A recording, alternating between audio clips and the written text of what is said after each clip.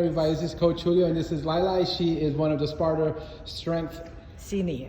Well, she is one of the athletes that participate in her class, and she wants to share what she's seen physically, possibly mentally, and even on a social level regarding the exercises. Okay, so I've been working with Julio for a year and a half, and I looked fit, but I was a weakling because I had no muscle tone.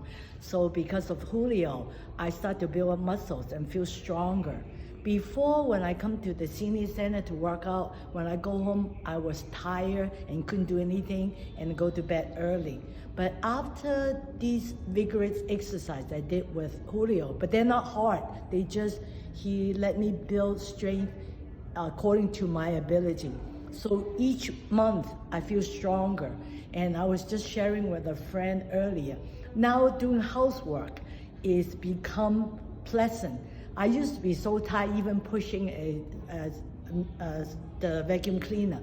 Now I'll move all the furniture out of my room and then do it. And I'm happy because I have the strength. I can move my sewing machine, so I'm start sewing. I can paint, and I'm a happier person because of Julio. So thank you.